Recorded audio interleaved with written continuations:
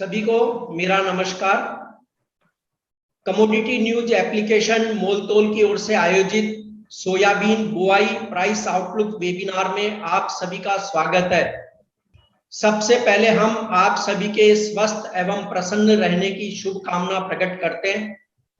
आज की इस वेबिनार में soybean processors association of India यानी सोपा के कार्यकारी निदेशक श्री डी.एन. पाठक, जीजीएन इंटरनेशनल के श्री नीरव देसाई, पृथ्वी फिनमार्ट के कमोडिटी डायरेक्टर श्री मनोज कुमार जैन और प्रो इंटेलीट्रेड सर्विसेज के श्री दिनेश सोमानी चर्चा के लिए उपस्थित हैं। मैं कमल शर्मा आप सभी वक्ताओं का भी अभिनंदन करता हूं। सोयाबीन बुआई और प्राइस आउटलुक पर हम पैनल के रूप में चर्चा करें, उससे पहले मैं सोपा के कार्यकारी निदेशक श्री डी.एन. पाठक जी से सोयाबीन फसल के मौजूदा हालात पर संक्षिप्त विवरण देने का अनुरोध करता हूं। श्री पाठक जी। धन्यवाद सर। जैसा कि आपने कहा, सब लोग स्वस्थ रहें, अच्छे रहें, वो पहली प्रार्थना है। और ये जो कमबख्त तीसरी वेव की लोग बात कर रहे हैं, भगवान करे वो सब झूठे साबित हों और तीसरी चौथी वेव कोई नहीं आए। सोयाबीन की फसल जो है बढ़िया बढ़िया बढ़ती रहे, ऐसी मेरी प्रार्थना है। अब बुआई की बात मैं करूं तो आज की स्थिति जो है वो सोपा के अनुसार ऐसी दिखती है कि मध्य प्रदेश में करीब 51 लाख हेक्टेयर में सोइंग हो चुकी है। सरकारी आंकड़ा जो एक हफ्ते पुराना है वो 42 लाख हेक्टेयर का है। पिछले साल टोटल बुआई 58-58.5 लाख हेक्टेयर में हुई थी और इस साल हम ये उम्मीद करते हैं कि ये इस साल मध्य प्रदेश में सोया का रकबा घटेगा करीब 7-8-10%।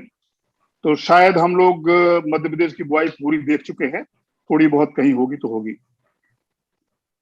अब महाराष्ट्र में पिछले साल एरिया सोपा के हिसाब से करीब 40.5 लाख हेक्टेयर था। गवर्नमेंट के हिसाब से अभी तक 42 लाख हेक्टेयर में बुआई हो चुकी है महाराष्ट्र गवर्नमेंट के हिसाब से। हमारा अपना अनुमान है कि ये 42 के बजाय 44 लाख हेक्टेयर हो चुकी है बुआई। और ये महाराष्ट्र में और अभी थोड़ा एरिया कवर होगा। अकोला, अमरावती और ये अपना नागपुर जिले में कुछ एरिया में बुआई होनी बाकी है, जो कि अभी होगी अगले 1-2 दिन में। हालांकि थोड़ी लेट हो चुकी है, लेकिन कोई ऐसी तकलीफ वाली बात भी नहीं है। अभी बारिश वगैरह सब जगह ठीक है। तो ये जो दो मुख्य प्रदेश हैं, यहाँ पे अभी तक जो फसल की रिपोर्ट है वो भी अच्छी है। थोड़ा मॉइस्चर स्ट्रेस की प्रॉब्लम लग रही थी मुझे पिछले हफ्ते जब मैंने रिपोर्ट दी थी, लेकिन अब क्योंकि पिछले 2-3 दिन में ऑलमोस्ट सभी जगह बारिश हो चुकी है, तो मॉइस्चर स्ट्रेस की प्रॉब्लम अभी फिलहाल बिल्कुल दिखती नहीं है। तो फसल की ग्रोथ भी अच्छी रहने की उम्मीद है आगे, अगर सब कुछ ठीक रहे तो। राजस्थान में एरिया जो पिछले साल 11 लाख हेक्टेयर था, वो मेरा सोपा का अनुमान है कि इस साल बढ़ेगा पहले के मुकाबले। हालांकि बहुत लोग कह रहे हैं कि ऐसा नहीं होगा, पर मुझे अभी भी लगता है कि पिछले साल के मुकाबले एरिया राजस्थान में थोड़ा ज्यादा होगा। सरकारी आंकड़ा कहता है कि 6.5 लाख हेक्टेयर में बुआई हो चुकी है।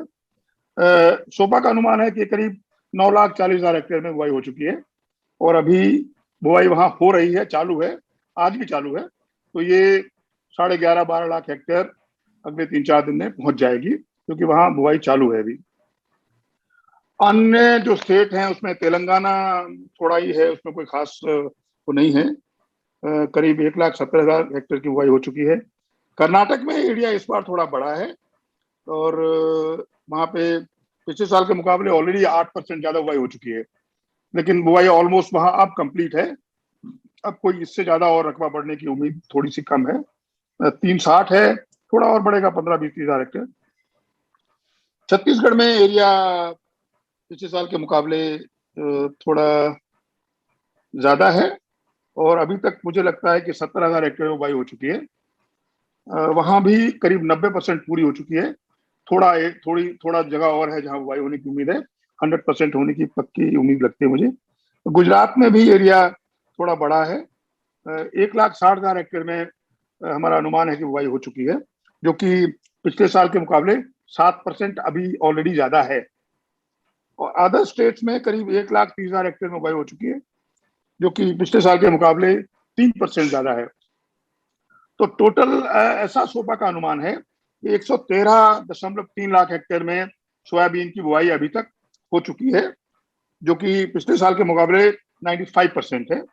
और मैं अभी भी अनुमान करता हूं कि अभी कुछ कुछ एरिया महाराष्ट्र में, राजस्थान में और कुछ जगह पे बुआई अभी बाकी है। तो ये टोटल मिला के करीब 118-120 लाख हेक्टेयर हो जानी चाहिए, जो कि पिछले साल के मुकाबले या तो सेम रहेगी या थोड़ी सी ज्यादा रहेगी।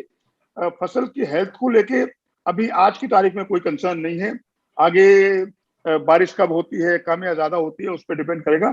लेकिन आज की तारीख में फसल की ग्रोथ ठीक है, वेजिटेशन अच्छी है, कहीं पे कोई बीमारी का कहीं देखी नहीं गई है, ऐसा मेरा संक्षिप्त में अनुमान है।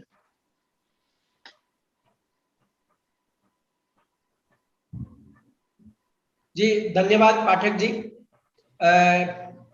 अब मैं जीजीएन इंटरनेशनल के नीरव देसाई जी से सोयाबीन की उपलब्धता, इंडस्ट्री डिमांड और सोया तेल के भावी हालात पर प्रस्तुति का अनुरोध करता हूं। श्री नीरव देसाई जी। नमस्कार।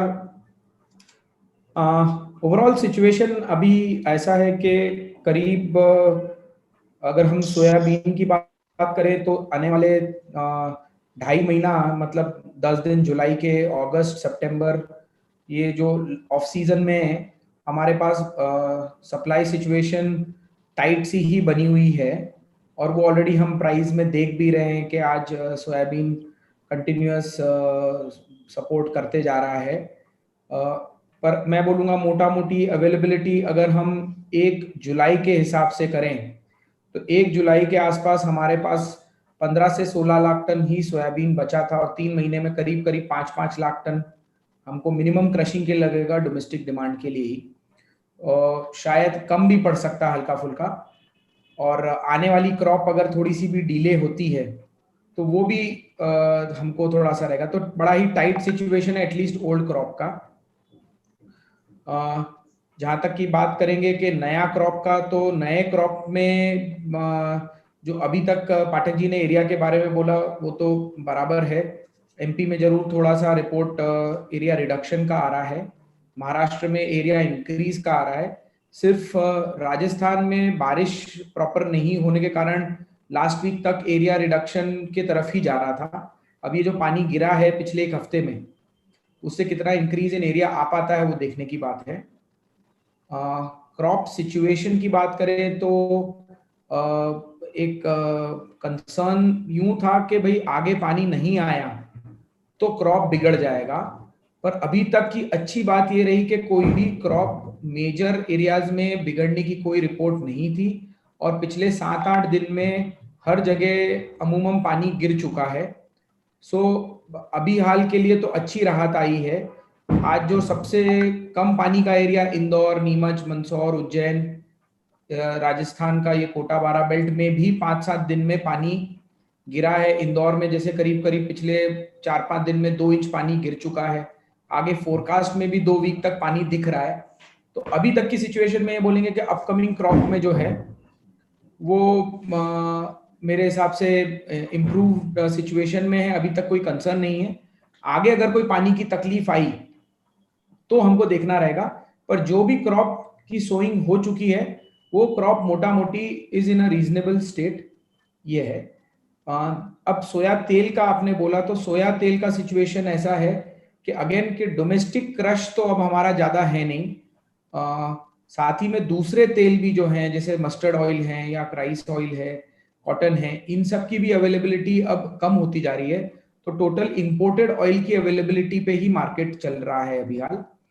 और इंपोर्टेड ऑयल पहले डिस्पैरिटी में था, 1250-1300 रुपए के जब तेल के भाव चल रहे थे, वो बड़ी फास्ट डिस्पैरिटी कवर होके आज डीगम की पोजीशन ऊपर में 1350 रुपए तक गई थी। आज डीगम 1330 रुपए है। इंदौर रिफाइंड करीब करीब आप समझिए 1385-90 रुपए के आसपास है। तो एक मोटा मोटी डीगम की डिस्पैरिटी पूरी होके एक सप्लाई चेन बनती हुई दिख रही है।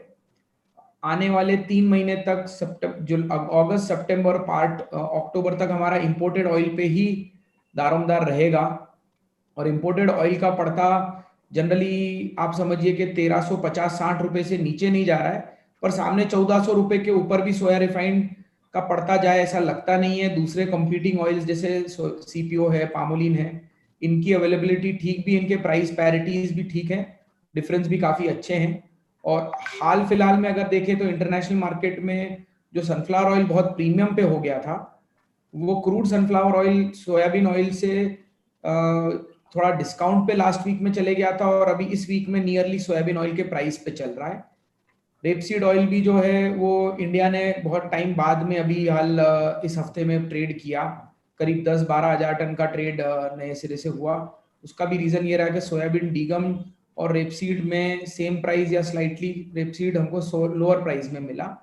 तो इन सब कारणों से सोयाबीन ऑयल में एकदम से बहुत बड़ी बढ़त भी नहीं आती लग रही है।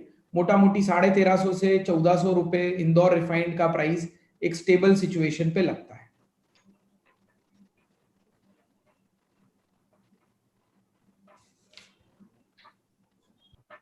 कमल जी म्यूट हो आप।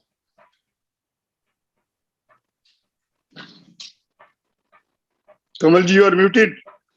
कमल जी अनम्यूट कर रहे हैं अपने को। कमल जी आप म्यूट है। कमल जी आपका स्पीकर म्यूट है।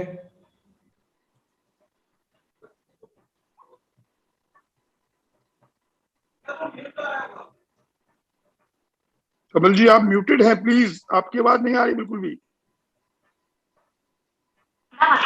सॉरी, आप काफी देर से म्यूटेड थे, दोबारा कहना, हाँ, दोबारा रिपीट करना पड़ेगा। जी जी, मैं नीरव जी का धन्यवाद देता हूं कि उन्होंने एक बहुत ही अच्छा आउटलुक रखा। और अब हम पैनल चर्चा पे आते हैं। सबसे पहले मैं पाठक जी आपसे ही सवाल करता हूं कि सरकार ने सोयाबीन का जो एमएसपी बढ़ाया, या जो बाजार भाव बहुत ऊंचा है, किस वजह ने किसानों को सोयाबीन की खेती की ओर मोड़ने में अहम भूमिका निभाई? देखिए, दोनों चीजों ने थोड़ी थोड़ी भूमिका निभाई है। एमएसपी तो इरेलीवेंट हो गया है बिल्कुल। जो एमएसपी था वो तो आपने देखा कि 3900-3850 के अगेंस्ट भाव चले गए 8500 तक आज। तो अब ये जो इतने ज्यादा भाव बढ़े हैं, इससे डेफिनेटली किसानों का रुझान सोयाबीन की तरफ बहुत हुआ है। इतनी बीज का भाव इतने ज्यादा होने के बावजूद किसानों ने सोयाबीन छोड़ा नहीं है। महाराष्ट्र में तो बीज का भाव बहुत ज्यादा था, लेकिन वहां फिर भी एरिया 15 से 20% बढ़ रहा है। मध्य प्रदेश में जरूर कुछ एरिया घटा है, लेकिन वो अन्य कारणों से है, बीज के कारण से नहीं है। तो ये इंकरेजमेंट किसान को जरूर मिला है अच्छे भाव से, लेकिन भाव मुझे लगता है कुछ ज्यादा बढ़ गया है। और ये फंडामेंटल सपोर्ट नहीं करने के बावजूद भाव इतना बढ़ा है, तो शायद इसमें काफी सारी ट्रेडिंग और उसका भी हाथ है। क्योंकि ये जो भाव 8,500 है, ये तो मुझे लगता है ना कभी किसान ने एक्सेप्ट किया था, और ना कभी ट्रेड ने सोचा था कि इतना भाव जाएगा। तो मैं उम्मीद करता हूं कि जब नई फसल आती है, जो कि पिछले साल के मुकाबले अभी तक जैसा लगता है ज्यादा होनी चाहिए, और डिमांड सप्लाई के हिसाब से हम लोग एक्सपोर्ट इस भाव पे बिल्कुल नहीं कर पाएंगे, तो काफी सारा सोयाबीन का सप्लाई अच्छी रहेगी। तो भाव जो है वो ये सस्टेनेबल भाव नहीं है 8,000, 7,000, 7,500, क्योंकि इस भाव पे ना तो सोयाबीन मिल बिक पाएगा, एक्सपोर्ट बिल्कुल नहीं हो पाएगा। अब नई क्रॉप आती तब देखते हैं कि क्या होता है भाव के बारे में। जी पाठक जी, मानसून के रूठने से सोयाबीन और मूंगफली की उपज पर संकट बढ़ रहा है। अगर कब तक बारिशों की हम रिकवरी कर सकते हैं, और यदि ऐसा नहीं होता है मानसून की रिकवरी, तो क्या हालात बन सकते हैं? देखिए, ऐसा है कमल किशोर जी, शर्मा जी, कि मानसून की क्वांटिटी से फर्क नहीं पड़ता क्रॉप को, मानसून की डिस्ट्रीब्यूशन से फर्क पड़ता है। अगर ओवरऑल मानसून बहुत ज्यादा हो जाए और 3 दिन में हो जाए, बाद में 10 दिन सूखा पड़ जाए, तो क्रॉप को एडवर्स अफेक्ट होगा। या मानसून बहुत कम हो, 90% हो, लेकिन समय पे बारिश हो जाए, तो क्रॉप को नुकसान कम होगा। दूसरी बात यह है कि सोयाबीन की फसल वो बहुत वर्सेटाइल है।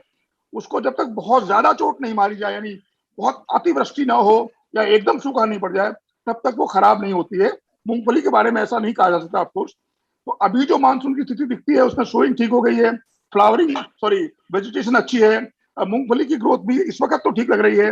अब आगे चल के क्या होता है, देखिए, जैसे फ्लावरिंग स्टेज पर अगर पानी नहीं मिला, या पॉट फॉर्मेशन स्टेज जो होती है करीब 45 दिन के बाद, 50 दिन के बाद, 60 दिन के, अगर उस वक्त पानी नहीं मिला तो सोयाबीन के पॉट फॉर्मेशन कम होगा, दाना छोटा रह जाएगा, या फिर बहुत ज्यादा बारिश हो गई जब दाना पक रहा हो तो दाना खराब हो जाएगा।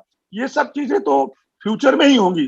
अभी आज ये कहना बड़ा मुश्किल है कि आगे मानसून की स्थिति कैसी रहेगी। हाँ, अगर बारिश बिल्कुल नहीं होती है टाइम टाइम पे तो डेफिनेटली फसल खराब होगी, लेकिन ऐसा कुछ उम्मीद लगती नहीं है कि बारिश बिल्कुल नहीं होगी। बारिश मुझे लगता है कि अब टाइम टाइम पे होती रहेगी, टाइमली। सूखा पड़ने की स्थिति अब दिखती नहीं है। बस ये उम्मीद है कि जब क्रॉप पकने की टाइम पे हो तब बारिश जरूर हो थोड़ी सी, ताकि दाना बोल्ड हो, फली में दाना अच्छा पड़े, और जब कटने की टाइम हो तब बारिश बिल्कुल ना हो ताकि फसल खराब नहीं हो। लेकिन ये मेरी उम्मीद है, या कहना चाहिए हमारी डिजायर है। क्या होगा वो तो ऊपर वाले के हाथ में है। जी, धन्यवाद पाठक जी। नीरव जी, हम खाद्य तेलों के मामले में पूरी तरह इंपोर्ट पर निर्भर हैं, जबकि हर सरकार ने यह चाहा कि हम आत्मनिर्भर हो जाएं ऑयल सीड के मामले में, ऑयल के मामले में।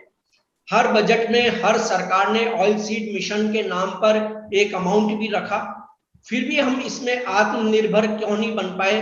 क्या वजह मानते हैं आप?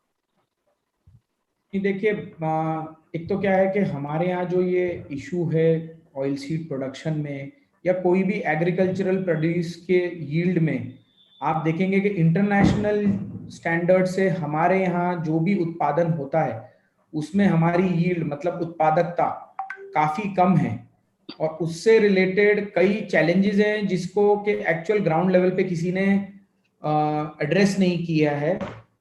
और आज किसान को जैसे अगर पानी की जरूरत हो तो कैनाल्स या कोई तरीके के दूसरे इंफ्रास्ट्रक्चर, या आज उसको जब जब टाइम पे जो फर्टिलाइजर पेस्टिसाइड्स चाहिए उसकी बराबर उपलब्धता, तो ये सब टाइप की चीजें होना जरूरी है। और अभी तक ग्राउंड लेवल पे मैं यही बोलूंगा कि ये बहुत ज्यादा सक्सेसफुली हम अभी तक कर नहीं पाए हैं। ये जरूर है कि डबलिंग फार्म इनकम करके और एक एजेंडा गवर्नमेंट चला रहा है। प्राइजेस एक अकेला जरिया नहीं है जिससे कि हम किसान को प्रोत्साहित कर सकते हैं, प्रोत्साहित करेंगे, पर अगर हम प्राइस को छोड़ के अगर उसकी यील्ड बढ़ाएंगे तो शायद कम भाव में भी उसको ज्यादा मुनाफा होगा। अब वो सब चीजें होने के लिए जो आज हमारे यहाँ सोयाबीन अगर लेते हैं तो हम हमेशा अर्ली वेराइटी की लेते हैं। अर्ली वेराइटी की इसलिए लेते हैं कि जल्दी से हार्वेस्ट करें, अगला क्रॉप की सोइंग करें। पर जब भी आप कोई लेट वैरायटी लेते हो तो उसकी यील्ड ज्यादा होती है, पर किसान के पास उतना पेशेंस ही नहीं है, उतना कैपिटल ही नहीं है। तो ये जो ग्राउंड लेवल पे उसको इशू आता है, बाद में जो उसको ठंड में गेहूं लेना है उसके लिए उसको मालूम है कि फरवरी बाद उसको पानी मिलेगा ही नहीं। तो ये सब टाइप के चैलेंजेस को कोई सरकार अभी तक रिजॉल्व कर नहीं पाई है। और शायद हाँ पाठक जी क्या बोल रहे हैं? शर्मा जी, मैं भी इसमें कुछ कहना चाहता हूँ कि हम आत्मनिर्भर क्यों नहीं हो पाए। आई थिंक इसका बड़ा जो श्रेय है या दोष है वो मैं अपनी जो पॉलिसीज हैं, स्क्यूड पॉलिसीज को देना चाहता हूँ। एक्चुअली क्या हुआ कि कुछ साल पहले, वो कितने साल है हम लोग कैलकुलेट कर सकते हैं, हम लोग अचानक इस पे आ गए कि जब इंपोर्ट से हमको तेल मिलता है तो अपने यहाँ मेहनत क्यों करें। और ये जो कॉम्प्लेसेंसी है, तो तेल हमको इंपोर्ट से मिलता गया तो हमने अपने यहाँ के तेल की उत्पादकता को बिल्कुल निगलेक्ट कर दिया। और 90-91 से लेके तेल जब हम पहले बिल्कुल इंपोर्ट नहीं करते, 2-3 लाख करते थे, वो बढ़ के 150 लाख टन हो गया।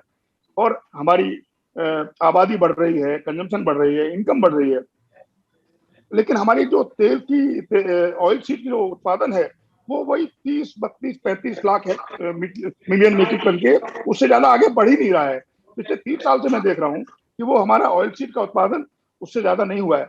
इसके चलते इंपोर्ट बढ़ता जा रहा है, इंपोर्ट बढ़ता जा रहा है। और लगातार गवर्नमेंट दर गवर्नमेंट ने इस बात पे शायद इतना फोकस करके ध्यान नहीं दिया इसके लिए क्या करना चाहिए। ठीक है, ऑयल सीड मिशन आया, NFSM आया, उसके बाद आइसोपॉम आया, तो उसके बाद अभी ये नूप आया, फिर अभी ये नया मिशन NMEO आ रहा है। जरूरत इस बार शायद पैसे करीब 14,000 करोड़ रुपए रखे हैं NMEO के लिए, उत्पादकता बढ़ाने के लिए। जो कमियां हैं, 3-4 चीजें हैं जिससे नहीं पढ़ पाती है। एक तो मौसम का हम कुछ कर नहीं सकते, लेकिन जो एक्सटेंशन है, किसान तक सही टेक्नोलॉजी पहुंचाना, वो हमारे यहाँ बहुत कमजोर है, बहुत पुअर है। दूसरी कॉम्प्लेसेंसी ये है कि जो सही क्वालिटी का बीज सही टाइम पे किसान तक पहुंचाना और सही सही खाद और जो चीजें हैं वो उस तक पहुंचाना, वो हम नहीं कर पा रहे हैं। इस पे अगर हम थोड़ा जोर देंगे, और भाव का, जैसे नीरज ने बोला कि भाव अपने आप में जरूरी है, लेकिन ये फंडामेंटल्स हैं। किसान की उत्पादकता तब तक नहीं बढ़ेगी जब तक वो ठीक से खेती नहीं करेगा, ध्यान से नहीं करेगा। ये बात सही है कि हमको प्राइस की बजाय इनकम पे आना पड़ेगा। अभी हमारा सारा वो एमएसपी कितनी है, प्राइस कितनी है, price should not be the factor. Price से क्या हमको नुकसान हो रहा है? अगर हम सोयाबीन की कीमत 5,000 6,000 रखेंगे तो दुनिया की मार्केट से बिल्कुल आउट हो जाएंगे, किसान को उतना ही पैसा मिलेगा। लेकिन अगर 1 टन की बजाय हम 2.5 टन सोयाबीन पैदा करें तो भाव कम हो सकता है, हम एक्सपोर्ट कर सकते हैं, और साथ में किसान की इनकम फिर भी 1.5 गुनी होगी। तो उस तरफ थोड़ा ध्यान देना पड़ेगा कि किसान की इनकम बढ़ेगी तभी जब उसकी उत्पादकता बढ़ेगी, वो ज्यादा उपज देगा। हम उसको पैसे देते जाओ, किसी भी तरह से कुछ भी करते जाओ, उस तरह की सब्सिडी से या पैसे देने से काम नहीं चलेगा। सारा फोकस जो है वो यील्ड बढ़ाने की तरफ होना चाहिए, जैसा नीरव ने सही कहा, बिल्कुल। और वो फोकस अब शायद आता दिखे। मैं सोच रहा हूँ कि ये नेशनल मिशन जो है वो अभी तक कागजों पे है, पिछले 2 साल से चल रहा है। अभी मेरा जो लेटेस्ट खबर है वो ये है कि वो उसका फाइनेंशियल क्लियरेंस हो गया है, अगले 15-20 दिन में उसको अनाउंस हो जाना चाहिए। फिर देखते हैं, अगर 15,000 करोड़ रुपए खर्च करते हैं तो काफी सारा पैसा है। अभी तक इंडस्ट्री को किसी ने इन्वॉल्व नहीं किया, सारा काम गवर्नमेंट कर रही थी। इस बार सरकार को ये भी समझ में आया है कि जो यूजर इंडस्ट्री है, क्योंकि हमारा डायरेक्ट स्टेक है, अगर सोयाबीन नहीं मिलेगा तो मेरा प्लांट नहीं चलेगा, अगर मस्टर्ड नहीं मिलेगा तो मस्टर्ड का कोलू नहीं चलेगा, तो हम लोग डायरेक्टली इन्वॉल्व हैं। तो इस बार वो हमको भी इन्वॉल्व कर रहे हैं इसमें, इस काम को बढ़ावा देने के लिए, उत्पादकता बढ़ाने के लिए। तो देखिए, आत्मनिर्भर भारत की तरफ जा रहे हैं, कितना वो कर पाते हैं वो डिपेंड करेगा हम कितने सीरियस है और कितने सिंसियर है करने के लिए। हम अपनी तरफ से, इंडस्ट्री हमेशा तैयार रहती है। अभी मैं उम्मीद कर रहा हूँ कि गवर्नमेंट भी काफी सीरियस है और शायद 2-3 साल में कुछ रिजल्ट देखने को मिलेंगे। नीरव जी, आप कुछ और भी कारण बता रहे थे, कृपया उन पर भी बताने की कृपा करें।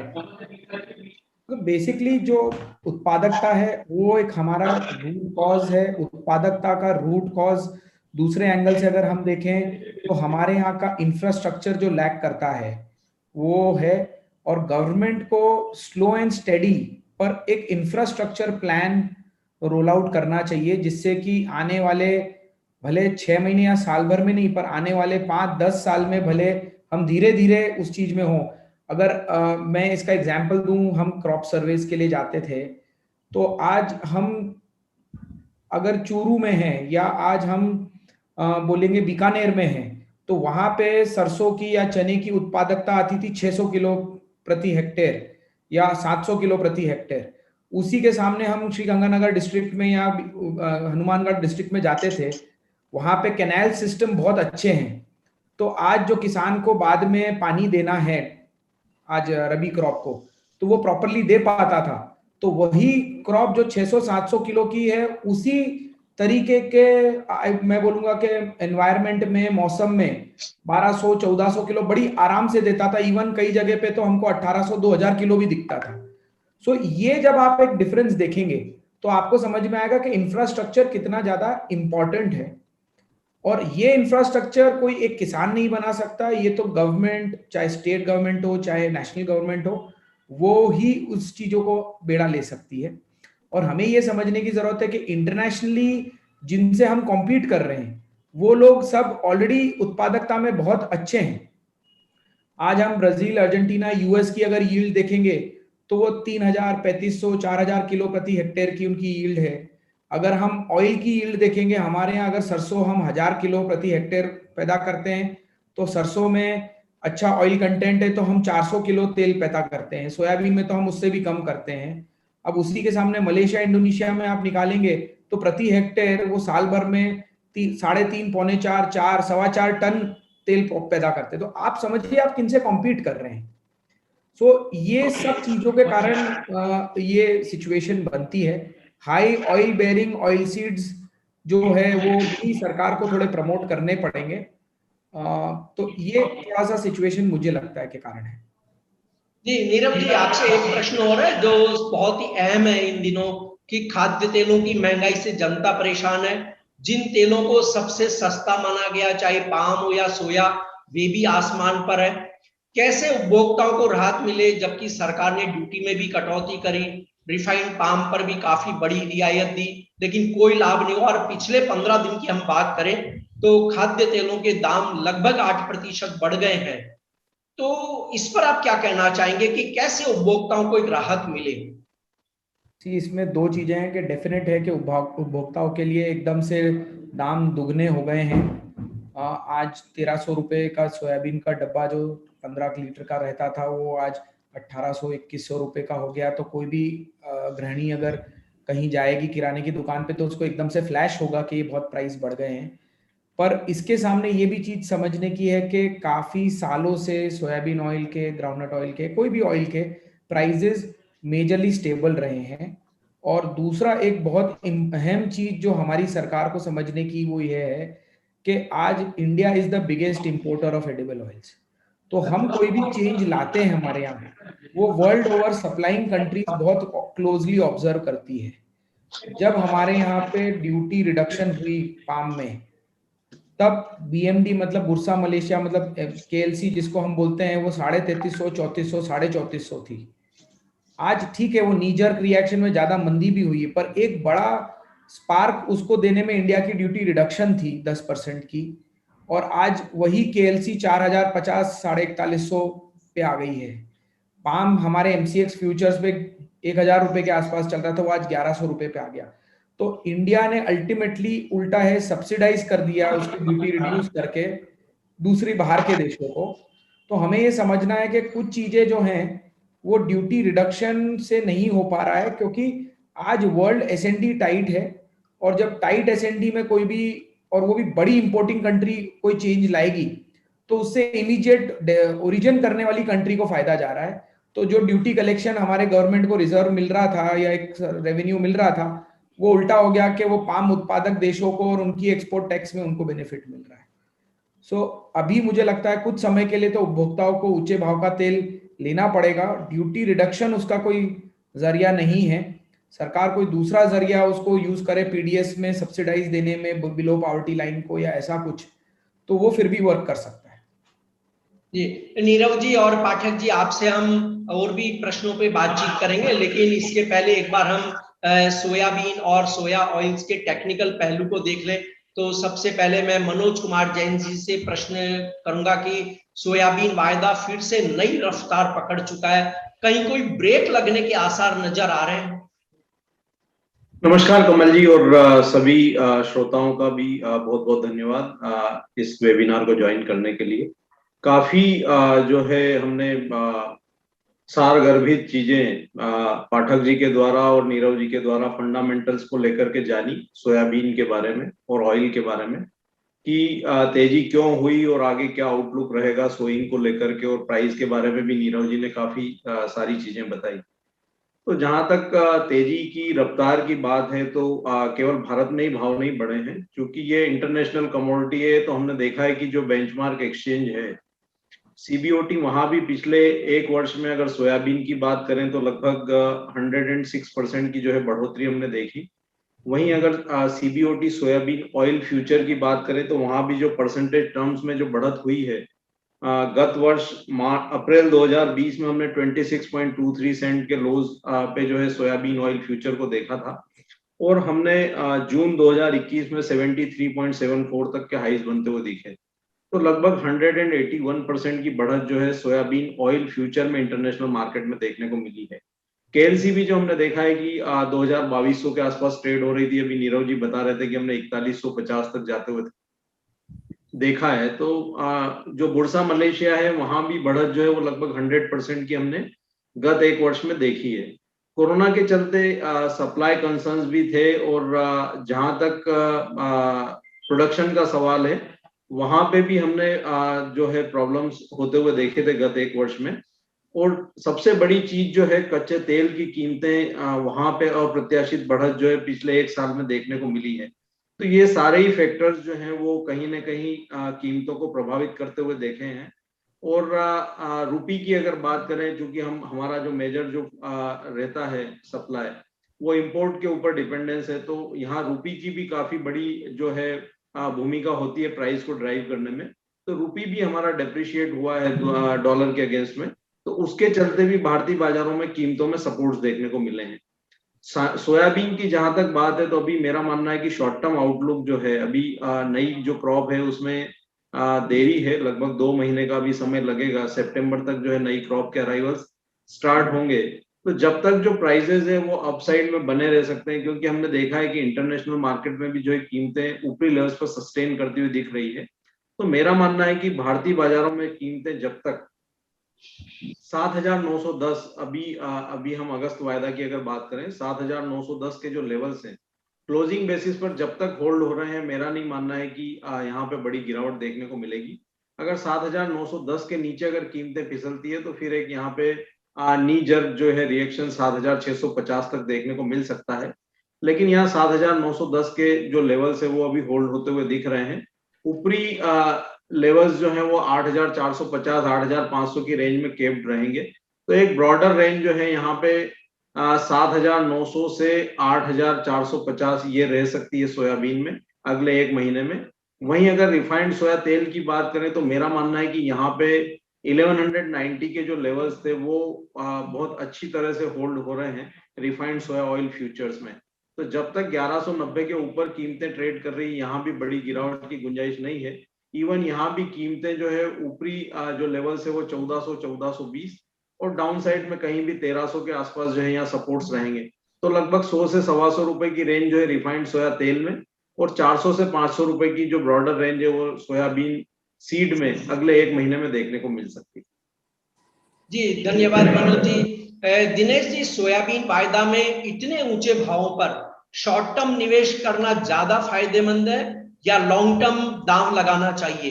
क्या करना चाहिए एक निवेशक को? जी नमस्कार कमल जी, सारे मित्रों का बहुत बहुत धन्यवाद इस मंच पर जुड़ने के लिए। अभी लॉन्ग टर्म और शॉर्ट टर्म की बात करना बड़ी डिफिकल्ट बात होगी में कमल जी। दिन में 400 रुपए की तेजी मंदी सोयाबीन में हो जाती है।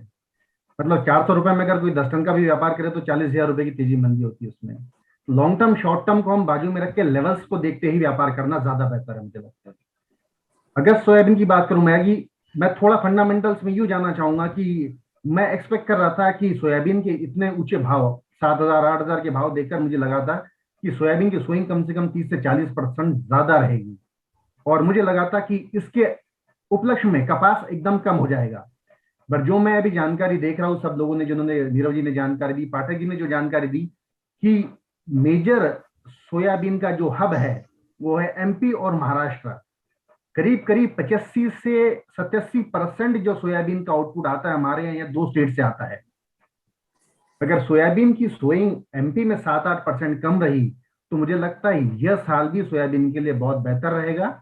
और ये नवंबर दिसंबर अक्टूबर ये 6,6500 के भाव देखकर इन भाव में शॉर्ट करना रिस्की साबित हो सकता है।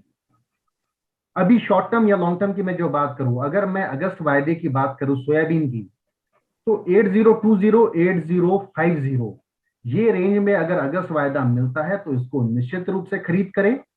अपसाइड पोटेंशियल इसमें 10 दिन या 15 दिन या 5 ही दिन में 8650 पोटेंशियल इसमें अभी भी मौजूद है। 7755 के नीचे इसमें जाने की संभावना मुझे नजर नहीं लगती। मतलब 200 रुपए 250 रुपए की रिस्क में इसमें 650 रुपए का रिवॉर्ड अभी भी बचा है। डीमैट में कुछ भी माल नहीं है। फिजिकल में जैसे भाव आप कोट करो वैसे भाव में आपको लेवल सामने मिल जाएंगे। अभी भी इसमें शॉर्ट करना रिस्की है। शॉर्ट टर्म या लॉन्ग टर्म जो भी निवेशक हो 8020 8050 में बाय करें। 8650 का लक्ष्य ध्यान रखें। जी कमल जी धन्यवाद दिनेश जी। नीरव जी, आपसे अब सवाल है कि कई देशों की सरकारें बायोफ्यूल पॉलिसी पर काम कर रही है, इसका खाद्य तेलों की सप्लाई और प्राइस पर कैसा असर पड़ता दिख रहा है? बहुत बड़ा असर है। बायोडीजल की पॉलिसी सन 2002 या 3 से जो ये बायोडीजल ने एंट्री, मतलब ये बोलिए बायोडीजल में ऑयल का जो यूज होना चालू हुआ है, इसने पूरी सप्लाई एंड डिमांड सिचुएशन तब से जो चेंज करी है। इसमें 2 तरीके के यूजेज हैं। एक होता है कि मैंडेट, जो कंपलसरी यूजेज बायोडीजल का सरकारें लागू करती हैं 20%, 30%, 15%, और कुछ होता है जो डिस्क्रिशनरी बायोडीजल यूजेज बोलते हैं कि जब प्राइस पैरिटी है तब इसको पेट्रोलियम प्रोडक्ट वाले लोग उसको यूज करते हैं। सबसे बड़ा असर मैंडेट के कारण आता है, स्पेशली जब हायर प्राइसेस होते हैं। और इस साल जो शिकागो की जो बड़ी जबरदस्त रैली आई, वो बायोडीजल मैंडेट में जो उन लोगों के मार्जिन्स थे वो यूएस में बहुत ही हायर मार्जिन्स दे रहे थे, इसलिए उन्होंने पूरे वर्ल्ड मार्केट से अलग होके, जो जनरल यूएस वर्सेस अर्जेंटीना का डिफरेंस 200-300 पॉइंट का रहता था बेसिस का सीजन के टाइम में, और ऑफ सीजन में प्लस 200-300 का रहता था, वो इस बार रिकॉर्ड 1200, 1300, 1400 माइनस तक बेसिस गए, जो कि काफी समय से, आई वुड से 10-12 साल में किसी ने इतना बड़ा डिफरेंस नहीं देखा। उसका कारण ये हुआ कि यूएस में, यूएस का खुद का प्रोड्यूस किया हुआ सोया ऑयल बायोडीजल में बहुत अच्छा मार्जिन दे रहा था रिफाइनर्स को, इसलिए वो उसको बहुत हायर प्राइस पे भी खरीद रहे थे। परंतु वर्ल्ड में सोयाबीन ऑयल का यूजेज कहीं दूसरे इतने हायर प्राइस पे नहीं था, तो अर्जेंटीना और ब्राजील को वही तेल उससे 1400-1300 पॉइंट नीचे बेचना पड़ रहा है। ये एक बहुत बड़ा डिफरेंस इस साल में आया। और शिकागो की जो बड़ी रैली हमने देखी 72-73 पॉइंट्स की, या आज भी शिकागो जब हम देखते हैं कि 2-3-4 सेशन में 63-64 आता है, फिर एकदम से 68-70 के आसपास जाता है, ये कंटिन्यूस वहां के बायोडीजल के रिन्स के मार्जिन के कारण है।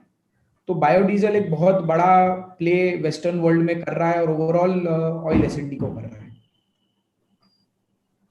जी धन्यवाद नीरव भाई। पाठक जी, सोपा के डेटा के मुताबिक अक्टूबर 2020 से जून 2021 के बीच तकरीबन 19 लाख टन सोया मिल का एक्सपोर्ट हुआ है। लास्ट ईयर सेम पीरियड में ये करीबन 6 लाख टन था जी। अब हम देखें तो इंटरनेशनल मार्केट में भारतीय सोया मिल के प्राइस दूसरे देशों से काफी महंगे हो गए और इसकी वजह से हम प्रतिस्पर्धा से लगभग बाहर हो रहे हैं। तो एक्सपोर्ट किस तरह प्रभावित होगा या हमारा एक्सपोर्ट बना रहेगा? देखिए कमल जी, इन भावों पे एक्सपोर्ट नहीं हो पाएगा। कुछ स्पेशलिटी प्रोडक्ट्स और कुछ जो मजबूरी है या कुछ ऑर्गेनिक प्रोडक्ट्स जो अभी तक जा रहे थे, वो भी अमेरिका में ऑर्गेनिक की समस्या बहुत बड़ी आ चुकी है ऑलरेडी। उन्होंने एक हम पे केस कर दिया है एंटी डंपिंग ड्यूटी लगाने का। तो कुछ ऑर्गेनिक का एक्सपोर्ट छोड़ के बाकी नॉर्मल मील का एक्सपोर्ट तो मुझे लगता है इन भावों पे बिल्कुल नहीं हो पाएगा, क्योंकि हमारे भाव बहुत ऊंचे हैं, बहुत ज्यादा ऊंचे हैं जी। अब मैं मनोज जैन जी के पास आता हूं कि Manoj ji, soybean refined oil पर आपका क्या व्यू है? बिल्कुल कमल जी, जैसा कि मैंने पहले भी बताया था और अभी नीरव जी भी बता रहे थे कि इंटरनेशनल मार्केट में कीमतें जब भी करेक्ट होती है तो जो बायोफ्यूल के मैंडेट्स हैं उसके कारण यहाँ पे लोअर लेवल्स पे जो है बार बार यहाँ सीबीओटी ऑयल जो है उसको सपोर्ट देखने को मिल रहे हैं। तो जहां तक सीबीओटी की बात है, मेरा मानना है कि 57 सेंट्स के ऊपर जब तक कीमतें सस्टेन हो रही है, इंटरनेशनल मार्केट में जो है लोअर लेवल्स पर बाइंग आती रहेगी और उसका सपोर्ट जो है कहीं ना कहीं भारतीय बाजारों में भी देखने को मिलेगा। तो मेरा मानना है कि जो लंबी अवधि के जो ट्रेडर हैं उनके लिए 1190 के लेवल्स जो है उनको दृष्टिगत रखना चाहिए। जब तक उन लेवल्स के ऊपर कीमतें बनी हुई है, यहाँ पे बड़ी मद्दी की गुंजाइश नहीं है, लोअर लेवल्स पर बाइंग ही देखने को मिलेगी। वहीं अगर शॉर्ट टर्म की बात करें तो मेरा मानना है कि 1300 से 1320 का जो रेंज है वो बाइंग के लिए काफी अच्छा रेंज होगा। अगस्त फ्यूचर्स की अगर बात करें तो यहाँ 1270 के नीचे के स्टॉप लॉस से जब भी करेक्शंस आते हैं तो डीप में बाइंग की रणनीति रखना चाहिए। ऊपर में 1400 के आसपास यहाँ बार बार रेजिस्टेंस देखने को मिल रहे हैं, तो 1390 से 1400 की जब रेंज आती है तो वहां पे एक बार लॉन्ग की पोजीशन में मुनाफा वसूली की रणनीति रखें। लेकिन यहाँ पे अभी जो मार्केट है वो बाय ऑन डिप्स का ही है। अभी शॉर्ट सेल का यहाँ पे चाहे वो सोयाबीन हो या सोया तेल हो, वो जो है रणनीति नहीं रखना चाहिए। गिरावट में खरीदारी की जो है यहाँ पे स्ट्रेटेजी रखना चाहिए।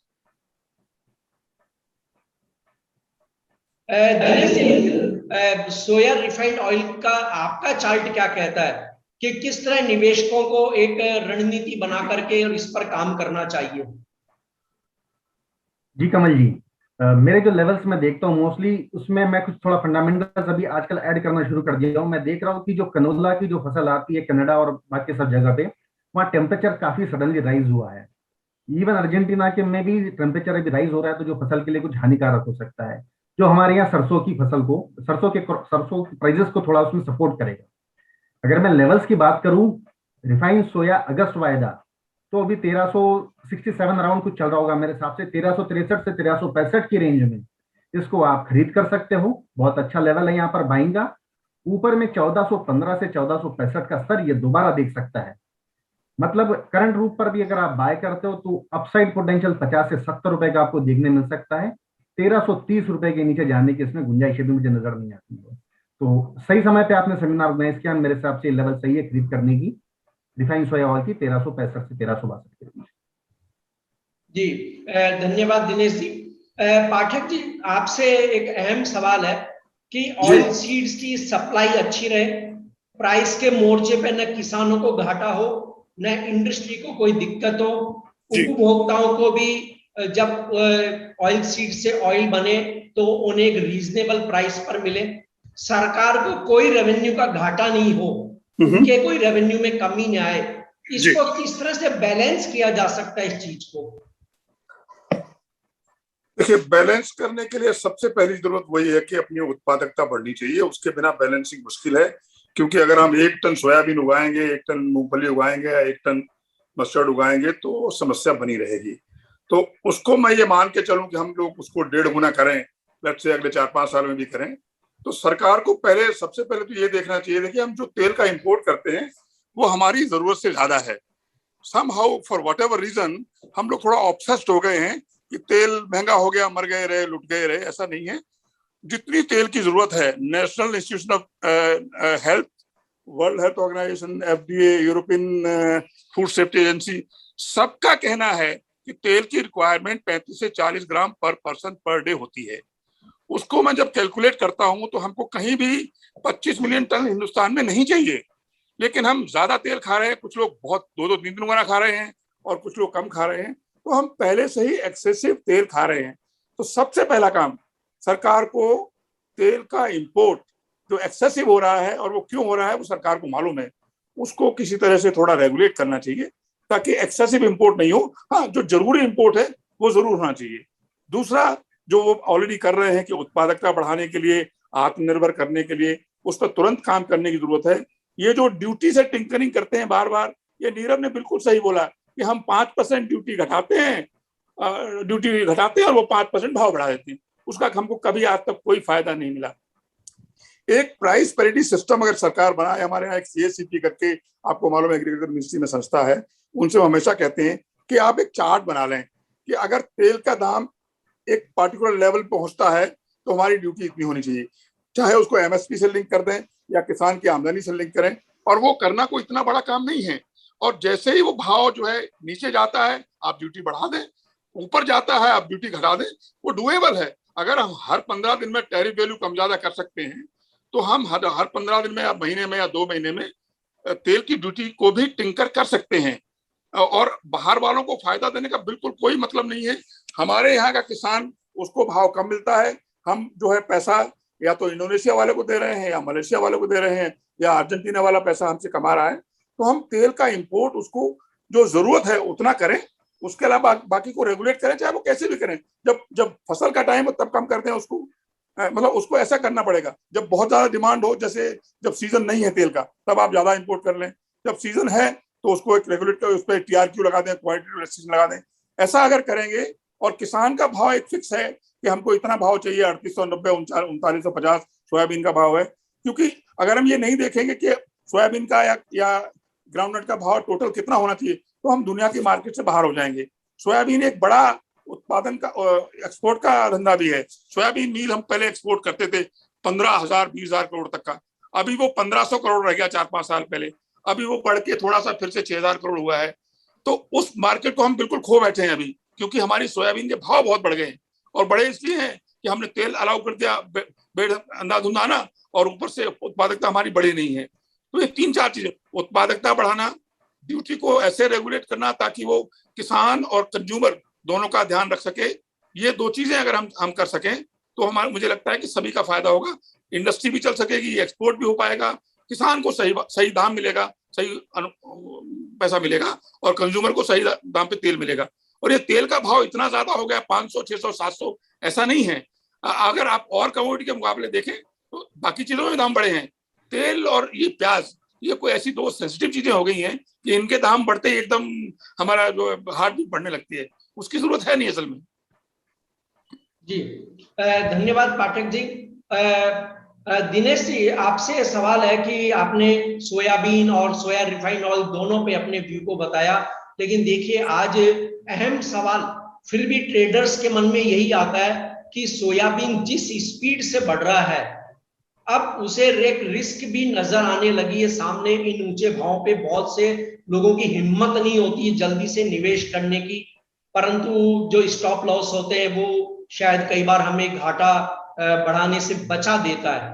तो सोयाबीन जिस तरह से दौड़ रहा है, क्या माने कि ये किस नई ऊंचाई को छू सकता है, या अब यहां से एक ट्रेडर को थोड़ा सा सावधान होकर के और मतलब अपने ट्रेड को संतुलित कर लेना चाहिए? क्या करना चाहिए कुल मिलाकर? जी कमल जी, मेरा ये मानना है कि अगर हम स्पेकुलेटिव ट्रेड कर रहे हैं तो निश्चित रूप से उसमें तो सावधानी बरतनी ही चाहिए। तो ऐसा नहीं कि आपने ट्रेड ले लिया और आपने छोड़ दिया उसको उसके भरोसे कि कहां तक, जब तक ऊपर आएगा मैं इसमें होल्ड करूंगा। एनी चीज, कोई भी चीज को, जैसा मैं कहना 7750 का लेवल, सोयाबीन अगस्त का ये स्टॉप लॉस मद्देनजर रख के आप व्यापार खड़ा कर सकते हो। एक्सटेंडेड रैली 8650 है और उससे भी अगर एक्सटेंशन मिलता है तो शायद इससे ज्यादा भी जा सकता है, बट फर्स्ट लेवल 8650 मुझे नजर आता है। यहाँ पर आप मुनाफा वसूली कर सकते हो या फिर उसका ट्रेलिंग स्टॉप लॉस कर सकते हो, ज्यादा बेटर है। भाव इस प्रकार से हो गए कि दिन में 300 से 400 रुपए की मूवमेंट बहुत ही इजीली हो रही है सोयाबीन में, तो एक संयमता, एक आपको क्या कहते हैं, कॉशियस मोड आपको जरूर लेना चाहिए सोयाबीन के ट्रेड में। कमल जी, मैं कहना चाहता था कि सोयाबीन इंडस्ट्रियल कमोडिटी है, इसका असली और आखिरी यूज क्रशिंग है जिससे तेल निकालना है। पिछले 1 साल से मैं देख रहा हूँ, 1.5 साल से, कि इंडस्ट्रियल कम्युनिटी की बजाय ये ट्रेडिंग और स्पेकुलेटिव कम्युनिटी बन चुकी है। ये जो टेंडेंसी है इसको बड़ा किसी न किसी तरह से ठीक करने की जरूरत है। आई थिंक स्टॉकिस्ट और ट्रेडर को भी समझना पड़ेगा कि ultimately soybean has to go for crushing. आप उसको ट्रेड कितनी बार भी कर लीजिए, लेकिन वो क्रशिंग के लिए जाना है, और जब क्रशर के पास सोयाबीन जाएगा तो उसको अपना सोयाबीन मील और तेल का भाव देखना पड़ेगा, तभी वो उसको खरीद पाएगा। तो ये बड़ा खतरा है इसमें। अगर स्पेकुलेटिव ट्रेड जो है वो बिना किसी फंडामेंटल के लोग करते रहेंगे तो कहीं ना कहीं बड़ा खतरा जरूर है। जी सर। मनोज जी, आपसे भी ये अंतिम सवाल है। इसके बाद हम जो दर्शक हैं उनके जो सवाल आए हैं उन्हें हम लेंगे। मनोज जी, बहुत ऊंचाई पर है, यानी लोगों ने उम्मीद नहीं करी थी कि सोयाबीन इस स्तर पे पहुंच सकता है जहां 8000 के ऊपर बिक रहा हो। अब यहाँ रिस्क जो है वो ज्यादा बढ़ गया रिटर्न की तुलना में, तो रिस्क रिटर्न की जो मामला रहता है उसमें कैसे बैलेंस करे एक निवेशक, उस पर आप कुछ कहिए। बिल्कुल, जहां तक भाव का सवाल है कमल जी, तो मैंने पहले भी बताया था, और जो बाकी जो वक्ता है उन्होंने भी क्लियरली बोला है कि जो भाव बढ़े वो केवल भारत में ही नहीं बढ़े हैं, इंटरनेशनल मार्केट में भी हमने गत वर्ष में जो तेजी देखी है उसके चलते हमारे जो बाजार है यहाँ भी तेजी देखने को मिली है। और सुगमता जो है सीड की वो रही नहीं उस मात्रा में जितनी की क्रशिंग हुई, तो उसके चलते भी यहाँ कीमतों में जो है बढ़त देखने को मिली। जहां तक रिस्क रिवार्ड का सवाल है, तो अभी का जो सिनारियो है उसमें अभी सीड की अवेलेबिलिटी अभी भी उस मात्रा में नहीं है, और जो नई क्रॉप है उसको आने में भी अभी लगभग 1.5 से 2 महीने का समय है। तो मेरा मानना है कि शॉर्ट टर्म में अभी भी जो है डाउन साइड वो लिमिटेड रहेगा। जैसा कि दिनेश जी भी बता रहे थे कि यहाँ पे 7700 के आसपास के स्टॉप लॉस के साथ जब भी गिरावट आवे तो बाइंग की रणनीति की जा सकती है। मेरा भी यही मानना है कि अभी भी यहाँ पे जो रिस्क रिवॉर्ड रेशो है वो बाइंग की साइड में ही फेवरेबल रहेगा, गिरावट में बाइंग की जा सकती है। मूवमेंट बड़ी है तो उस लिहाज से स्टॉप लॉस रखना बहुत जरूरी है। सेफ साइड पे 7650 अगस्त वायदा में क्लोजिंग बेसिस का एक स्टॉप लॉस मेंटेन करके मेरा मानना है कि 8000 7900 की रेंजेस में आवे तो बाइंग कर सकते हैं। ऊपर में 8400 8450 ये रेंजेस रहेगी। तो अभी भी यहाँ पे जो रुझान है वो बाइंग की तरफ ही है, गिरावट में खरीदारी की ही रणनीति रखना चाहिए। हाँ, नई क्रॉप अगर यहाँ पे अच्छी रहती है, आगे मानसून की जो आवद है, आमद है, वो भी अगर बराबर रहती है और उत्पादन पे अगर ज्यादा फर्क नहीं पड़ता है, तो फिर यहाँ पे जब अराइवल्स होंगे तो उस समय एक करेक्शन देखने को मिलेगा। लेकिन मेरा मानना है कि अभी अगले 1 महीने यहाँ पे कीमतें हायर साइड पे बनी रहेगी, और इंटरनेशनल मार्केट भी जो है यहाँ सपोर्ट कर रहे हैं कीमतों को। तो अभी जब तक 7650 क्लोजिंग बेसिस पर भारतीय बाजारों में होल्ड हो रहे हैं, डिप में खरीदारी की ही रणनीति रखना चाहिए। ऊपर में जब जब भी कीमतें 8,400 से 8,450 की रेंजेस में आवे, वहां एक बार मुनाफा वसूली कर लें, बस यही रणनीति रखनी चाहिए। जी धन्यवाद मनोज जी। अब हम जो दर्शक हैं उनके कुछ सवाल आए हैं, उस पर चर्चा करते हैं। पाठक जी, पहला सवाल आप ही से है। राजकुमार पटेल जी ने भेजा है जी कि पाठक जी, मील का एक्सपोर्ट क्वालिटी ऑफ प्रोडक्ट्स के डाउन होने की वजह से घटा है, न कि सोयाबीन के प्राइस से। इस पर आप क्या कहेंगे? अनफॉर्चुनेटली मैं इस पे सहमत नहीं हो पाऊंगा, क्योंकि अगर कीमत हमारी $200-250 ज्यादा है तो क्वालिटी कहाँ से? अगर आप कितना भी बढ़िया मील बना के दे दें राजकुमार जी, इस भाव पे एक्सपोर्ट नहीं हो सकता। जी मनोज जी, आपके लिए एक सवाल आया है कि निवेश करने की अगर बात हो तो सोयाबीन को चुनना चाहिए या रिफाइंड सोया ऑयल वायदा को चुनना चाहिए? अभी मेरा मानना है कि दोनों ही कमोडिटी अच्छा कर रही है और इंटरनेशनल मार्केट भी सपोर्टिव है, तो यहाँ पे दोनों ही कमोडिटीज में ट्रेड लिया जा सकता है। रिफाइंड सोया तेल में भी हमने देखा है कि 1320 से 1300 की रेंजेस में अच्छे सपोर्ट्स देखने को मिले हैं। ऊपरी लेवल्स पर यहाँ 1400-1420 के रेंजेस में रेजिस्टेंस आ रहे हैं, तो अभी ये लगभग 100 रुपए की रेंज है। गिरावट में यहाँ भी खरीदारी कर सकते हैं, नीचे में 1300 के नीचे का शॉर्ट टर्म में स्टॉप लॉस लेकर के। तो दोनों ही कमोडिटी अभी अच्छी है। यहाँ पे अपनी जो स्ट्रेटेजी है उसको 50-50% जो है दोनों कमोडिटी में डिवाइड करके भी चल सकते हैं, लेकिन हाँ लेवल्स काफी ऊंचे हैं, इसलिए स्ट्रिक्ट स्टॉप लॉस जो है वो मेंटेन करने की सलाह रहेगी, बिना स्टॉप लॉस के ट्रेड ना करें। जी दिनेश जी, अगर आप ही से इस प्रश्न का जवाब मांगा जाए तो आप क्या कहेंगे इस पर? मैं कहूंगा कमल जी, कमोडिटी देखकर व्यापार न करे, लेवल देखकर व्यापार करे। जो लेवल आ जाए उसमें वहां पर व्यापार करे, वो ज्यादा बेटर रहेगा। व्यापार करना ही है, इसीलिए ऐसा नहीं कि सोयाबीन करे या ये करे। 1363 के आसपास तेल आता है तो बाय करें, 8020 के आसपास सोयाबीन आता है तब उसे बाय करें। जब भी लेवल्स आए अकॉर्डिंगली ट्रेड करें, स्टॉप लॉस निश्चित रूप से मेंटेन करें और टारगेट पर एग्जिट करें। जी पाठक जी, आपसे एक सवाल है कि अगर मान लीजिए मानसून में कोई प्रॉब्लम हो जाती है और उपज अच्छी नहीं होती है, तो हमें कितना इंपोर्ट सोयाबीन करना पड़ सकता है नेक्स्ट सीजन के लिए? कमल जी अभी शुभ शुभ बोलते हैं ना, अभी काय को सोचते हैं कि बारिश नहीं होती। अभी क्यों ऐसा स्पेकुलेट करना कि कल को दुनिया खत्म हो जाएगी तो क्या करेंगे? अभी सोचते हैं कि मानसून अच्छा होगा, मानसून अच्छा नहीं होगा तब देखेंगे। जी जी अच्छा सर, आपसे एक और सवाल है कुछ दर्शकों का कि सोपा का अगला सर्वे सोयाबीन को लेकर के कब तक आने की उम्मीद है?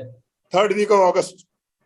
जी, यानी अगस्त के तीसरे सप्ताह में आपका जो है अगला सर्वे आएगा और उस समय यह स्थिति स्पष्ट होगी कि विभिन्न राज्यों में सोयाबीन की फसल की क्या स्थिति है, क्या बुवाई हुई है। उस वक्त हम शायद ये भी बता पाएंगे कि हम क्या कितनी फसल उम्मीद करते हैं, हालांकि वो भी सब्जेक्ट टू मानसून होगा, लेकिन उस वक्त हम कुछ बता पाएंगे। जी जी एक सवाल मनोज जी श्री कृष्ण सिंधे जी का है कि सोयाबीन के फसल के लिए मानसून सामान्य रहेगा और फसल अच्छी आएगी, तो नवंबर दिसंबर 2021 में सोयाबीन का बॉटम प्राइस क्या हो सकता है? मेरा मानना है कि क्रॉप अगर नॉर्मल रहती है और इंटरनेशनल मार्केट में भी वहां पे भी अगर जो अनुमान है यूएसडीए के उस हिसाब से क्रॉप जो है ग्लोबल क्रॉप भी रहती है, तो फिर भारत में कीमतें एक बार फिर से 6,500 6,000 ये बॉटम नवंबर दिसंबर में बना सकती है, जब पीक रहेगा क्रॉप के अराइवल का। तो गुंजाइश है, अगर अच्छी क्रॉप रही तो निश्चित तौर पे यहाँ पे करेक्शंस देखने को मिलेंगे, और उस केस में मेरा मानना है कि 6,000 6,500 की रेंजेस में कहीं भी भाव फिर एक बार देखने को मिल सकता है। जी अब अंतिम सवाल है दिनेश जी से कि एक दर्शक ने ये भेजा है कि इंटरनेशनल मार्केट में सभी ऑयल्स के भाव ऊंचे हैं, भारत सरकार ने काफी प्रयास किए नीचे लाने के भाव, लेकिन वो बढ़े ही हैं, वो प्राइस नीचे नहीं आ पाए जैसी उम्मीद की जा रही थी। ऐसे में सोया रिफाइन ऑयल पर क्या कंटिन्यूअस बुलिश ट्रेंड का दांव लगाया जा सकता है?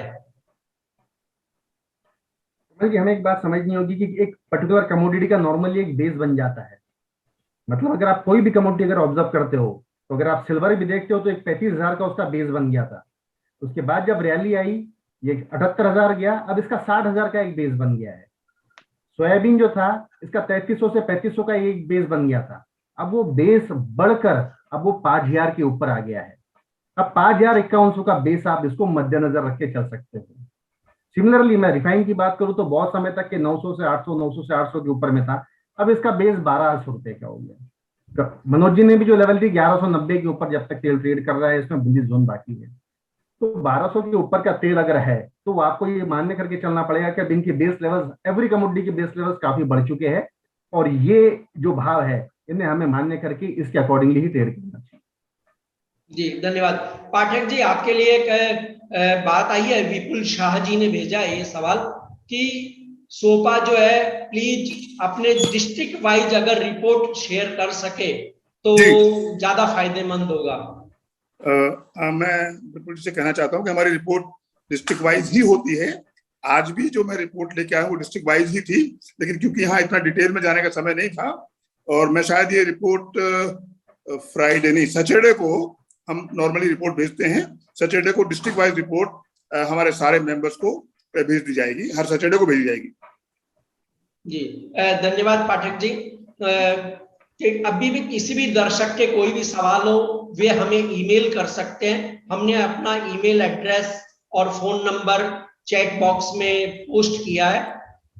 यहाँ पर मैं अब सोयाबीन बुआई प्राइस आउटलुक वेबिनार के समापन की ओर हम बढ़ रहे हैं, और मैं इस वेबिनार में soybean processors association of India SOPA के कार्यकारी निदेशक Shri DN Pathak ji, GGN international के श्री नीरव देसाई जी, और पृथ्वी फिनमार्ट के कमोडिटी डायरेक्टर श्री मनोज कुमार जैन जी, और प्रो इंटेली ट्रेड के श्री दिनेश सोमानी जी का हार्दिक आभार प्रकट करता हूं, और उन सभी दर्शकों का जिन्होंने इस वेबिनार को सफल बनाने के लिए योगदान किया। और शुभ संध्या, स्वस्थ रहिए, मस्त रहिए, धन्यवाद।